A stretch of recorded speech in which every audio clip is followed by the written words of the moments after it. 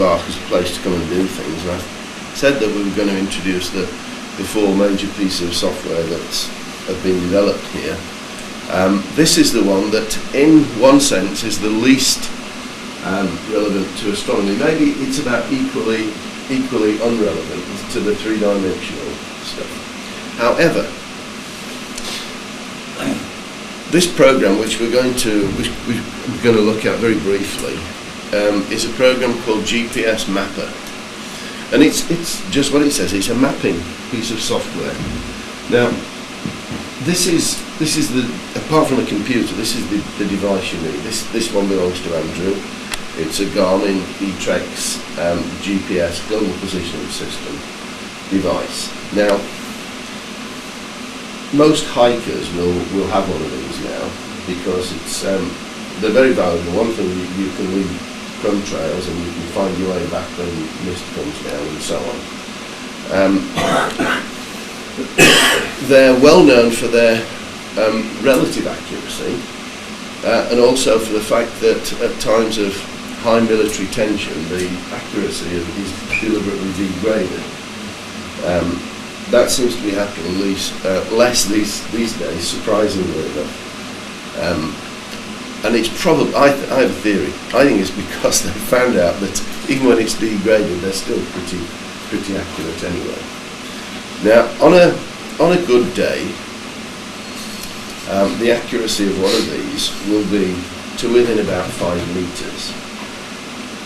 Now that sounds quite a long way, in a sense, but when you think of it in global terms, to be able to say, I am on this spot on the Earth to within 5 meters accuracy is remarkably encouraging, really. But it's better than that. What we've discovered is that this inaccuracy is not really a circular inaccuracy, it's an offset.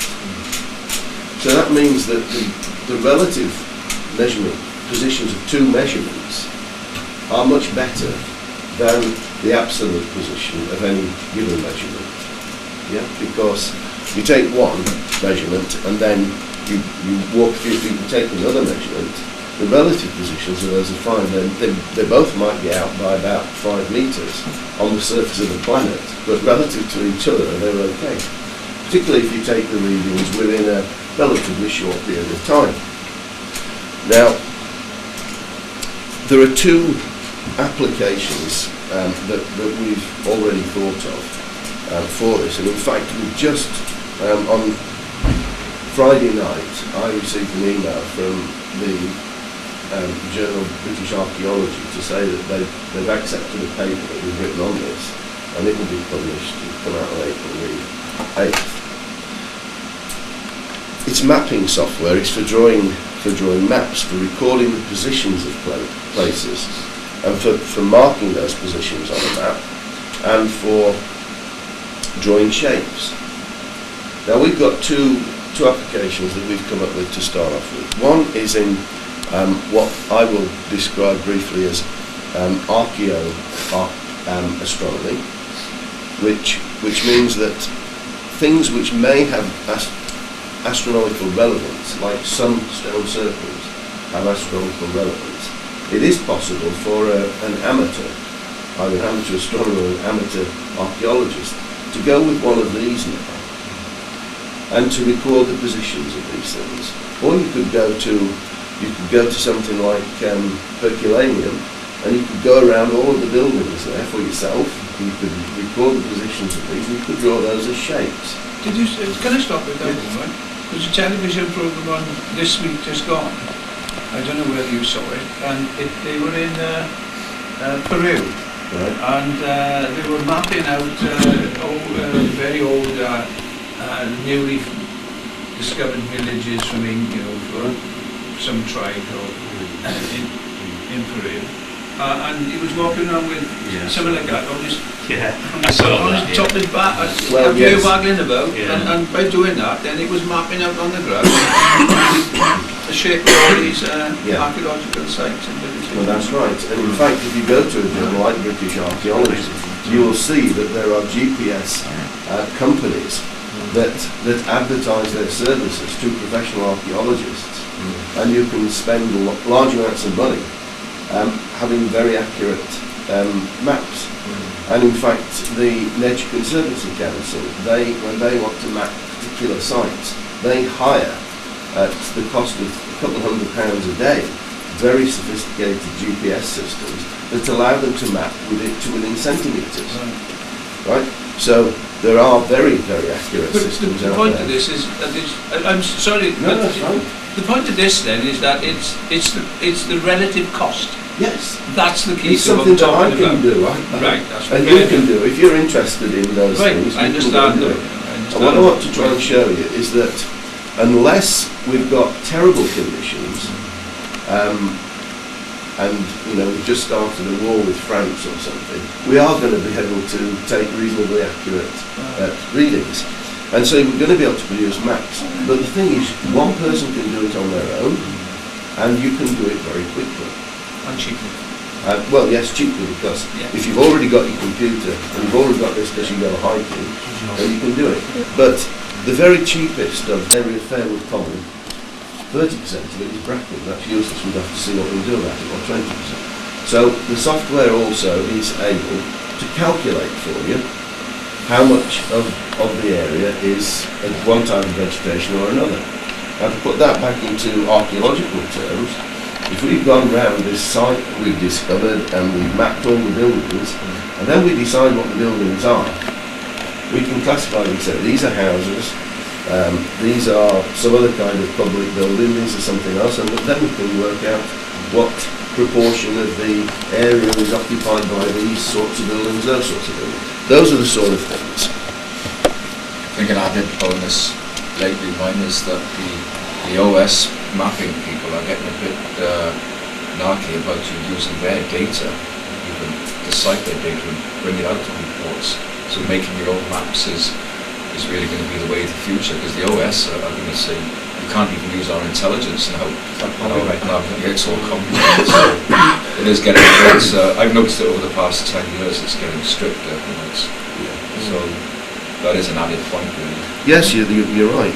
I mean, what we've got here is that we've got a program that's developed over really just over the last year, and Andrew's again done a brilliant job of writing the code for it, and now it exists. It's up to people what they want to do with it. I know what we're doing with it, and we're doing both the mapping of stone circles and the vegetation mapping. But well, there is the caravan park where we are now. This is the splash screen for it. We're just there, and there's the lane that you come out to down to the main road. So, when Fred's van is in here.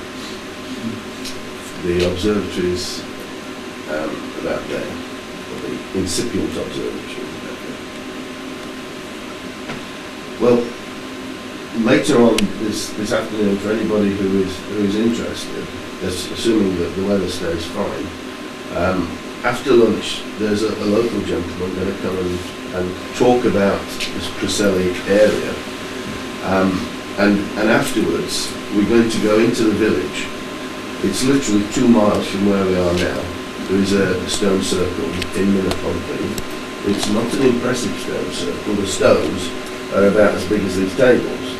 Right? So they're not huge, but it's ancient and it's relatively small, and that was important for us developing this software, because we wanted to get a good feel for how accurate the software might be. It would be okay mapping a huge structure and the little inaccuracies wouldn't really show, but we wanted something that was going to be relatively small. If it's accurate at a small scale, it's going to be certainly accurate enough at a large scale. So we've been out and we've tested various places, but this is one of them. This, you can see the scale of the stones. There's a stone and there's a sheep, and here are some bushes of gorse and rushes of one type or another that spoil the site. Some people are already trying to destroy the gorse, because it would be really nice if that was opened up again. This ground is quite damp ground, so if you do go out there, be be prepared to be careful where you're walking because it's damp ground. Anyway, that's where we'll go this afternoon after the talk. If anybody wishes to go out, that's just to show you the site. We haven't determined the purpose of that site. It's almost certainly got the normal sort of ritualistic burial type funereal connotations, but we've not looked to find out if there are any astronomical features to it. Anyway, this is a screenshot of the program in action. We can download, we can record what are called waypoints. These are exact positions in latitude and longitude recorded each time you press a button over it. So you go around, and we'll probably start here, and we go around, and we will get a waypoint. Then we can download the waypoints from this through a serial cable onto the computer, and then various things can be controlled, and the sort of things you can control: the colour of the background, the size and colour of the symbols that you're using, and so on, just to make it suitable for yourself. You can also put a scale thing on. You can either put it that way or that way. It doesn't show up very well on here, but it shows up very well on the computer screen and when you print it out. You can export these then as bitmaps, so you can incorporate them into documents. But this is a picture of the stone circle, a map of the stone circle, where quite literally the distance between two stones is like the distance between you and me. That's the distance part of these stones are, right? They're close. The close ones are that close, the furthest ones are part about as far as from me to Andrew. So there's it is a small scale structure which was very important to us. But and this is another feature I want to show, because this is important if we were not interested in the position of discrete stones, but if we were interested in the shape of something, then we can plot it out as a shape rather than as points. But this is an example of what we've done, is to test the accuracy, because there are inaccuracies, and they stem from all sorts of places. If you're holding this over a stone, and I hold it there or I hold it here, it makes a difference. There's also the difference that comes from the geometry of the satellites that this thing picks up. If the satellites are nicely spread around, they get beautiful triangulation. If they happen to be a set of satellites that are more in a line, there's less triangulation. You're going to get... Could you join in? Hello? Could we join in? Yeah, of course, yes.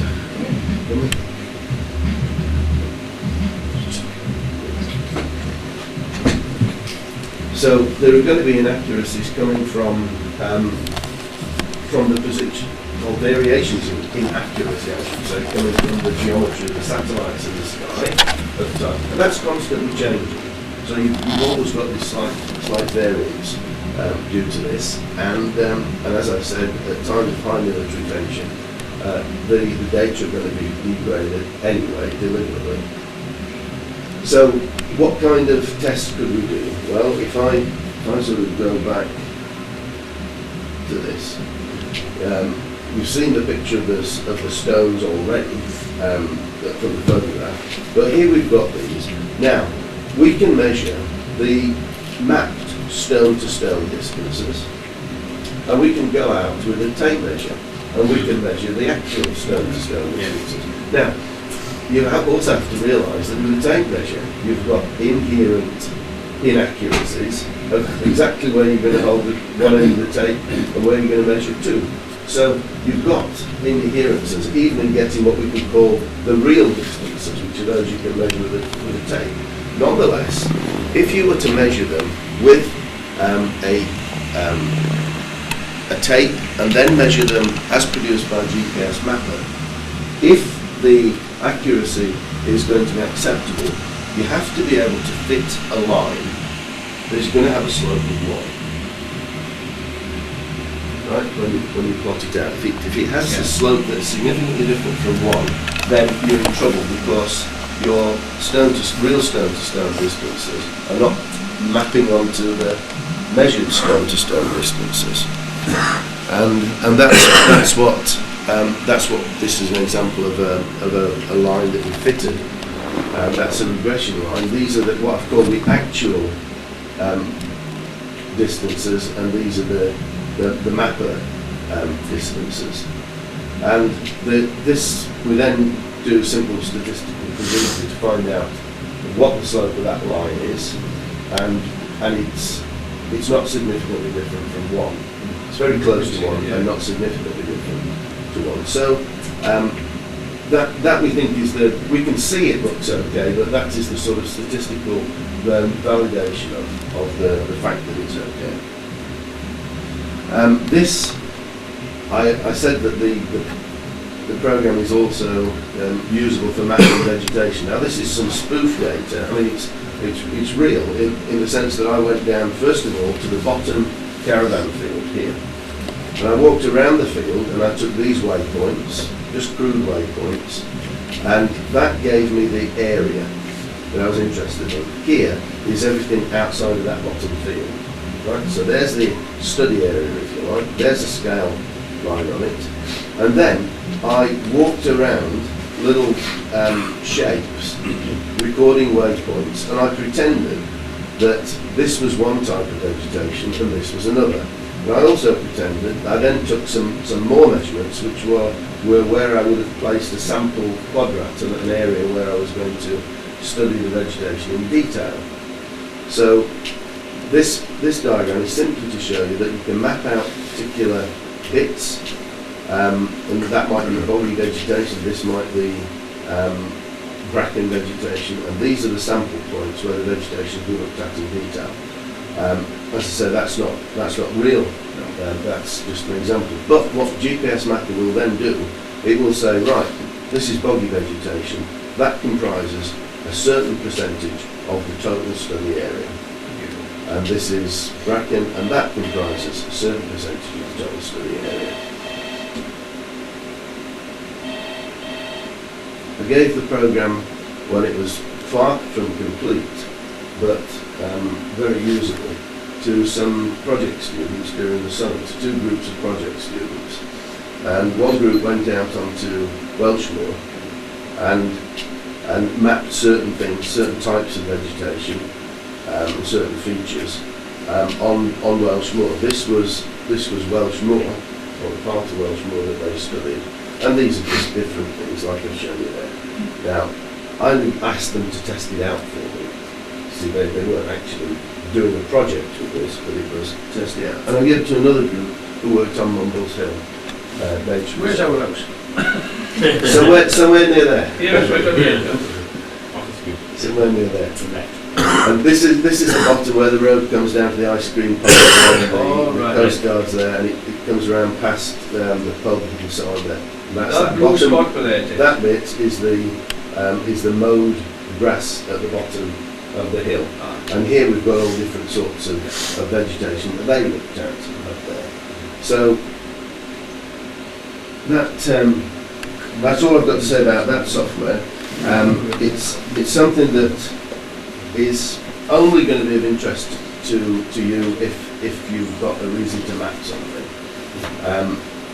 Most astronomers would, I think, probably only wish to map stones, stone circles and so on. For example, we can use this now to relook at Arthur's Stone and all of the surrounding stones around it and produce a map of those without any great difficulty. The only thing we'd have to do, first of all, is make sure you know where all the stones are, so that you can, so you don't miss any out, and that you do them in some sort of logical order, which will enable you to generate the map. Okay, well, Andrew's the guy who's done all the coding for this, and I don't know if Andrew's got to say some more about it. I can show how it works. Right. So what I'll do now is put it over onto Andrew's computer.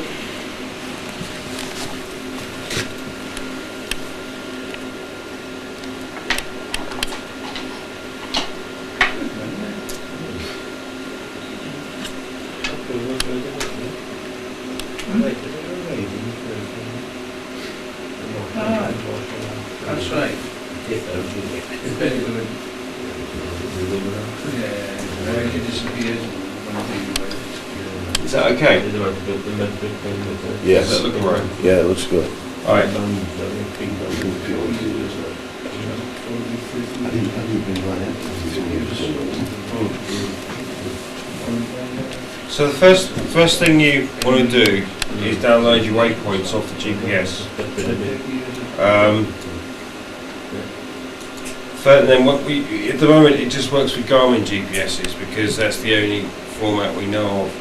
And Garmin GPSs have a very unique way of communicating with computers or other hardware. You can actually ask them what they're capable of doing, and they will respond with all the protocols they support. Now, the data we have that Garmin made publicly available is pretty much dated. There are a lot of new protocols that this GPS here supports that are unknown by my software, simply because I haven't got the data for it. But it's good enough to tell me, or it's good enough that I can tell that it is an unknown protocol, so I can just leave it. But all the GPSs we have tried, we all know they all support this particular data structure here, 108. I mean, it probably means nothing to everybody else, but it just means that most 108 or 208. It just means that most GPSs, even though they have lots of protocols like different functions that we don't know about, but they all support a same format for downloading waypoints. So even all the GPSs we've tried, all the Garmin GPSs, new ones and old ones, they all support the same download protocol. So once you initialize the GPS, you simply click on download, and you can't select what waypoints you want to download. It'll just download the whole lot. That's actually connected to the GPS I had in my hand. Yeah. So it's downloading pre-recorded waypoints now. Okay, they're all down. And we go to the source.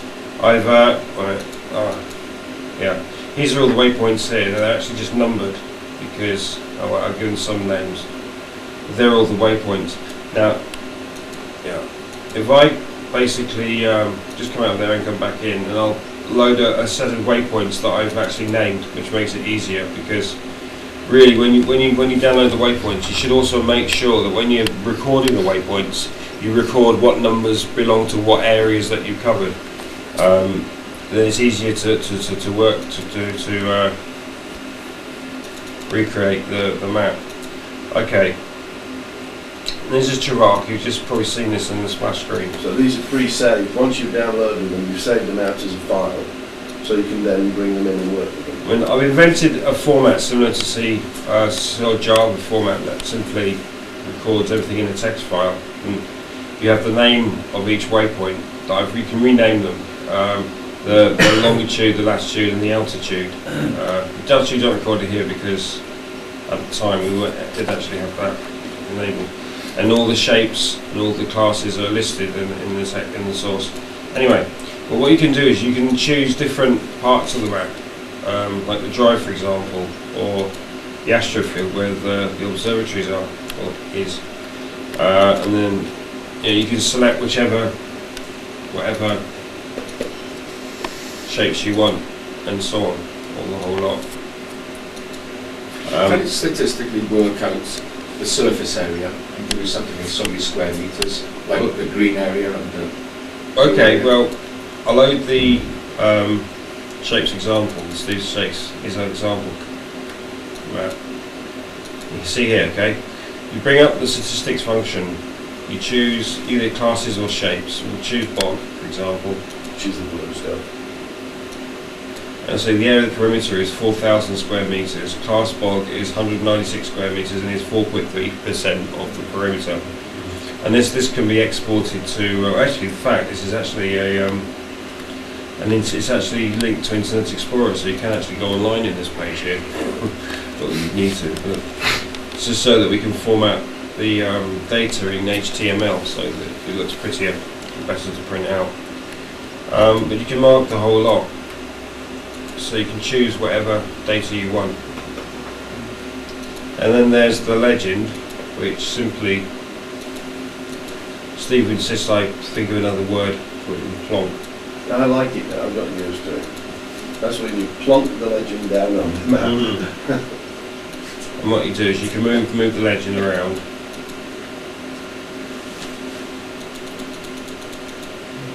And you can also save the legend to a separate file as well, in case you don't want it actually on the map. Yeah, And then lots of magazines, for example, don't want you to put the legend on the diagram, they want it to be separate from the diagram. right, and then there's the ruler. You choose, actually what I'll do first is choose the measurement system. Go to the preferences. You can choose imperial measurements, yards for example.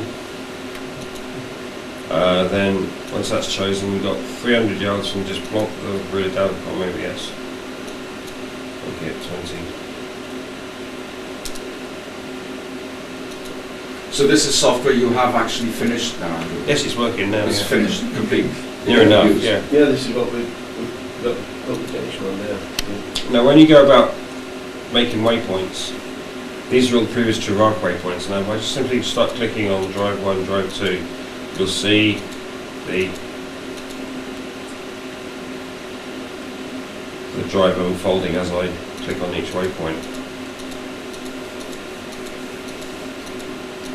Because I know Andrew the way I know Andrew, is there an instruction manual with this software? No, Paul, there's a proper help file and everything. Is it? It's actually, you can download it as an installation file off the website. I'm Install. interested in it, that's why. It will install. It's not difficult to install either, Paul. You can just double click on the installation file and it will actually put shortcuts in the start menu on the desktop. And then it also, you have a. So you made it difficult for me to break it. Possibly. And if you accidentally miss a point, you can adjust it by moving the that point there up, and then just continue. And like I said, you can see now it's important that you make notes of which waypoints belong to what parts of your map. I mean, you can easily say that the software automatically try and detect which shape is which, but that's very difficult, especially when you're doing something like this. Anyway, that's the drive. And once you're happy with the shape, you can give it attributes like colour, for example. And then you can give it a border colour, make it white. So Steve can bear with me on this. Is if you go out and you produce a map with this software, it becomes your map. And there's the shape becomes there. a map of the person who's the author of the. Oh yes. Okay. You get no order. I mean, it's your responsibility. Whatever you do with it is your responsibility. If the map is not accurate, it's down to you to find out that it's not. We're not going to accept any responsibility for the accuracy of it. We've done our best to show that it is accurate. But if some glitch occurs and you don't spot it as a user, and you So I suppose do something with this it. was really just cite the software used for producing the map. That's good. You see now we can have the drive here, and you've got the one taken from one set of waypoints and then from another, and you can combine them. In fact, this is actually a real representation of the world, so you can actually build your own sort of maps all over the place and select. What we intend to do, there's other things to do as well, like introducing a concept of groups, so you can group classes and waypoints, shapes, into groups. So you can choose a group, just select a group to display, like a different area of the country, and then you can maybe see the whole big picture and so on. But the reason I did this is simply because the software program that I bought called Aegis Map, which is a GIS software, this is GIS as well. Aegis Map. The process of getting your waypoints off the GPS handset onto the program and plotting a map is so complicated, it's unbelievable. You have to actually, for starters, the program wouldn't let you download the waypoints into the software, so you have to use a separate program to do that. And once you've got the waypoints, you have to then convert them into text into a text file or whatever comma separated file. Then you have to, it's unbelievable. So I thought, well, we can do this and make it a lot easier, a lot easier. Can I ask you a question? Are these GPS which you carry in your hand effective now from indoors? No. Or under trees? Under trees, just about, yeah. Yeah, it's So you need a clear bit. yes. I mean, they depend on being able to see a group of satellites. Then, So if you see, you've got to hedge your bets when you say under trees, because you can stand there and it can be bad under a tree. But as the satellites move over, they come into a position where it does see it. So that's one. It is one of the foundations.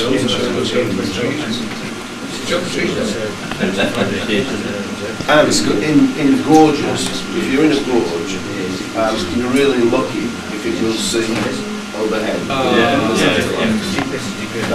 So there's also a limitation. It follows that it has to be able to see the sources of its data, which are the satellites. Oak woods and things like that be a bit different. And in the summer and winter as well, Leaves. it's different, yeah. I think hikers realise this. Hikers that use this system, they know when they can rely on it and when they can't. So can't make this. So this is why when we've got a GPS telescope in our observatory. So is that why sometimes we can't always find GPS? Because we've got above the dome now. It's a bit pointless having a GPS in it. Is this a telescope portable one? No, it's in an observatory, it's GPS, you there's see. absolutely no point in doing it. Well, I know there is, but they come with it, don't they? Oh. This is the thing. You can't just- I mean, all the Mead ones now come with GPS, even whether you want it or not, which is rather silly, really, as you say, because when it's in an observatory, it's stuck there anyway. But they just... I think a lot of people confused about the GPS telescope because Keith got the idea that GPS would help align the telescope. I was trying to say to him, no, it's just No, you still have to align it with the two stars. You can get like these plugins, but I think they're only a limited sort of use, to be honest. I mean, we've only had this telescope like 18 months or so, although we've had a few problems like that. Hopefully we'll get things that, we're hoping maybe to eventually to put, you can put, obviously you can put in manually a location like the old ones were. And also I think it can remember as well when you've switched it off. There's a mode or something that as far as one of our members been reading, you can put it in hibernation, and so it knows as soon as you switch it on, it knows where it is, and then you haven't got to go off. I mean, we've had this GPS thing, and it takes like 2 hours. It can take like Half an hour. 20 minutes to line up with. I mean, once you've got it set up, you're all right. But it's frustrating when you're waiting for this thing to even move, and when you want it to observe, So anyway, we're still to get on to doing that. System out. I mean, it's okay for the average amateur because he's going to use it out on a site. Yeah, but when it comes to the bigger scopes, you've got them in observatories. Most of them have got metal roofs. yeah, well, this is maybe why we're. Well, they're saying that. I mean, ours is a fiberglass dome. Well, they're saying that there's some metal on the bottom, isn't the relays. Basically, where I work, we use a lot of radio control clocks because inside buildings, the radio control doesn't work. It's simply because the building acts like a Faraday cage and blocks the radio signal. So you have the same with the GPS. If you need anything, a big metal structure, you'll find the GPS goes haywire because it can't pick up all the signals. That's right. Or if you hear power lines, I guess it's the same thing. The power line will interfere with the satellite signal.